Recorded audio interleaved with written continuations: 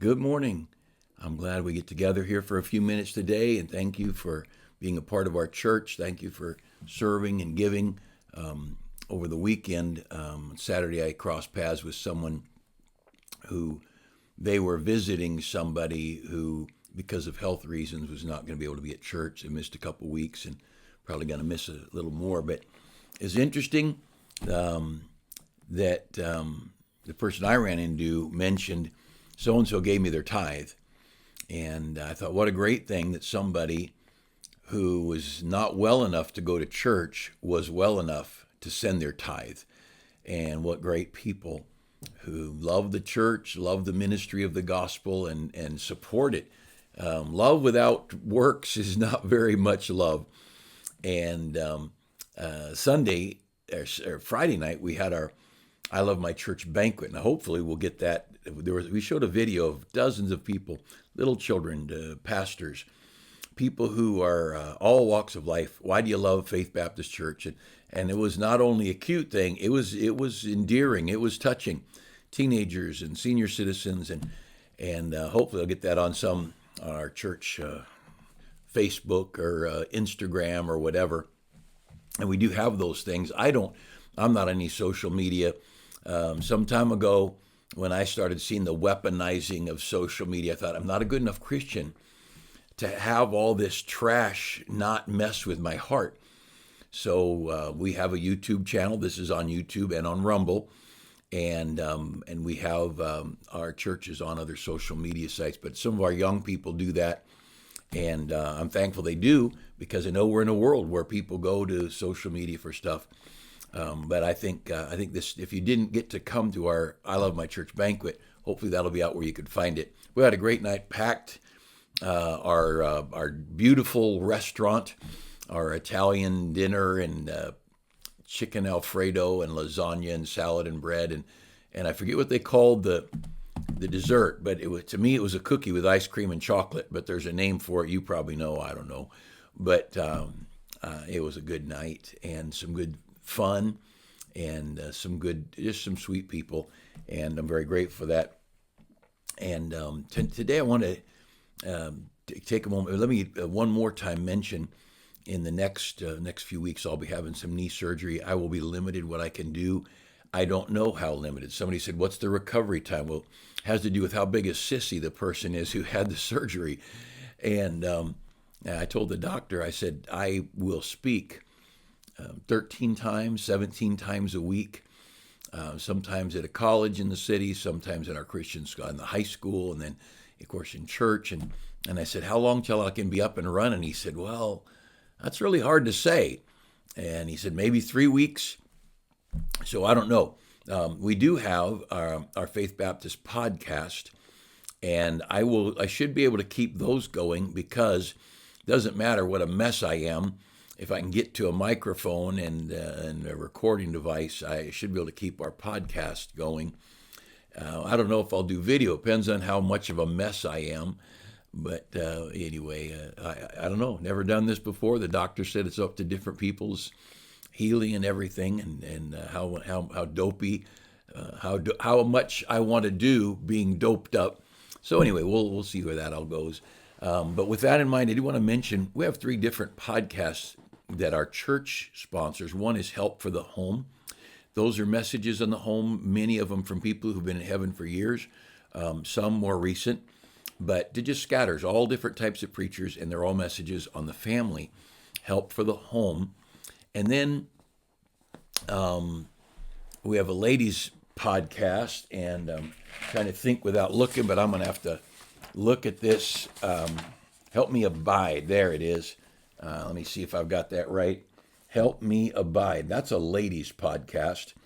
And then our Morning Moments, which is just pretty similar to these, that is also a podcast. And then I send out an email lesson, and sometimes they're similar, sometimes different, but those go out a couple of times a week as well.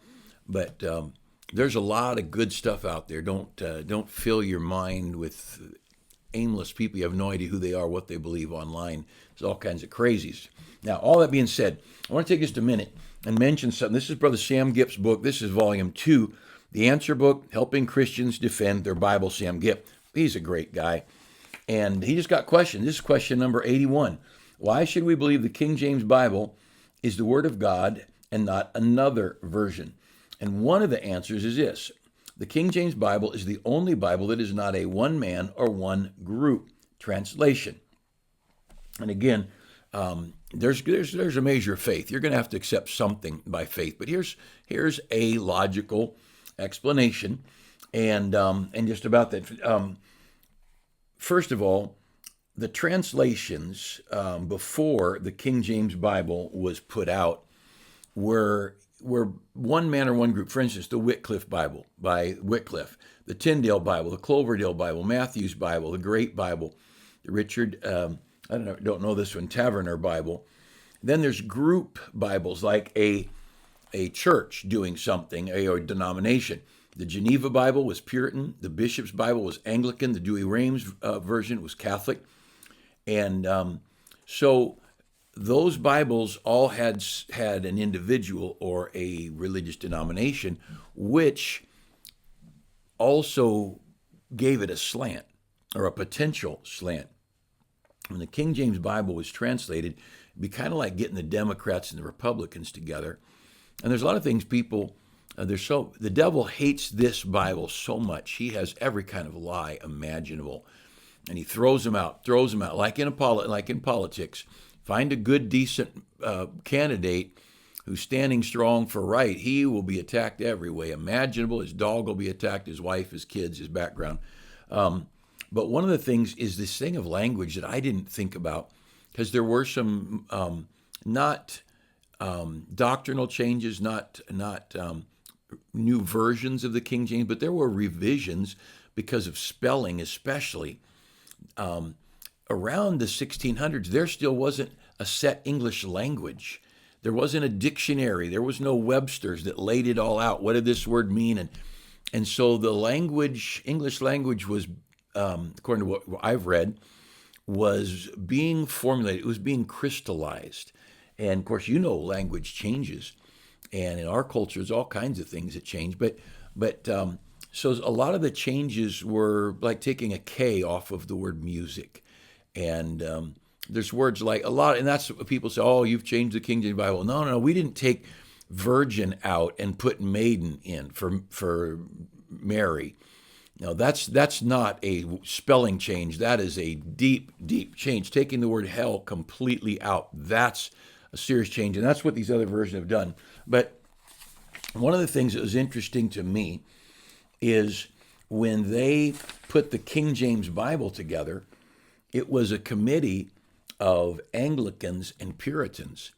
The Puritans got involved so the Anglicans wouldn't mess it up. The Anglicans got involved so the Puritans wouldn't mess it up. And so they were constantly working this thing over. And there's so many neat things behind it. These groups of people took the Bible in different portions, translated it, then it was given to others to double check it.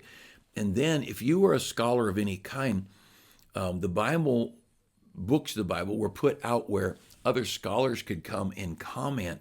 This was not one guy or, one group of, Methodists or Baptists who sat there and wrote this thing out. It was a corporate document, and many of the Bibles in the early pages, like in the dedication, they call it the majority text, because they used all these different texts, and that's a whole other idea of translation that they used. But it was very much a broad thing, lots of people involved in it. But anyway, in regard to the pre-King James translations of the Bible, the English language, there was Old English, that's 400 AD to 1100 AD. Then there was Middle English, 1100 to 1400, then Modern English, 1400 to present. And so because of the development of the English language in the 1500s, 1600s, there was a lot of things that needed worked on. And so there are more scholarly things than people want you to know that have to do with why you could trust your King James Bible. Now, one of the big reasons I think you can trust it, it's the book God uses. It's the book that has led revivals. It's the book that has caused movements of Christianity across nations. And the great preachers that we all look back and make heroes out of all carried a King James Bible. I heard, I didn't hear it firsthand, but I heard the story even of Billy Graham, who'd been handing out good news for modern man. And he started to preach from one of them, and he put it down and said something along the lines of, and I don't know exactly because I heard it from someone else, but I want my Bible, my King James, because this one doesn't have what it takes or whatever. Very interesting. But you've got a Bible you can trust, and it's the Bible God used. 1 Kings chapter 3, I want to throw a quick story out here. In 1 Kings chapter 3 now, talking this morning about trusting God, trusting God's word. When God puts his foot down on something, he does know better than us. Aren't you amazed at the kids who think they know more than their parents? It's just amazing. But it's no different than you and me thinking we know more than God. And so God says some things. God makes some rules and principles. Now, in 1 Kings chapter 3, it says this: Solomon made affinity with Pharaoh, king of Egypt, and took Pharaoh's daughter and brought her to the city of David until he'd made an end of building his own house, and on and on. So Solomon had a relationship, friendship, partnership, whatever, with the Pharaoh of Egypt, and then ended up marrying his daughter. Now, who your friends are is going to affect a lot of things in life. Had he not been so close to Pharaoh, he might not have married this girl. But he did marry her. Down at verse 3, 1 Kings 3:3, and Solomon loved the Lord, walking in the statutes of David, his father. Now, it's interesting. In one verse, he's got the wrong friends and marries the wrong girl. 2 verses later, he loves the Lord. Now, let me explain. You can love the world and love God for a little while, but not for very long. It does not last, because sooner or later, one or the other is going to give. And you're going to have to sell out to God and shun the world, or you're going to shun the things of God, and you're going to keep trying to keep a Band-Aid of Christianity. But if you give yourself to the world, and I don't mean drugs and liquor, as I talk about in church, sometimes it's just selfishness. It's just doing it your own way. So we see that look over to chapter 11, that Solomon started out, he had a wrong relationship, he had wrong friends, and that's why it matters so much when we consider our children's friends, our own friends as adults, and realize just because you're faithful to God today, you love the Lord, that's 1 Kings chapter 3, verse 3, and you have a relationship with the world, 1 Kings 3:1, that doesn't mean you're going to be able to stay there. That's not a static position. You're going to drift one way or the other.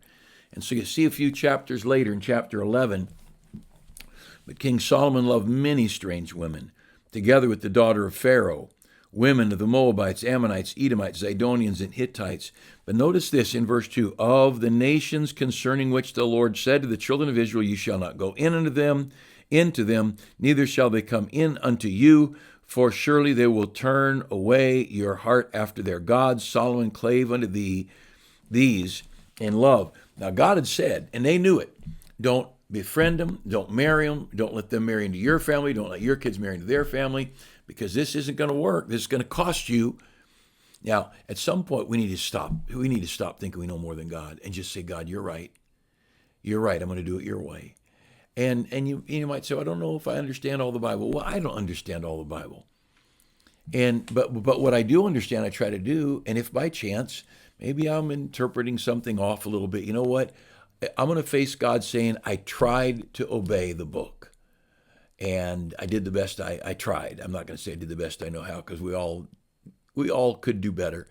But I may get in trouble before God for not being exactly right theologically, but I'm not going to get in trouble for not giving it my best shot.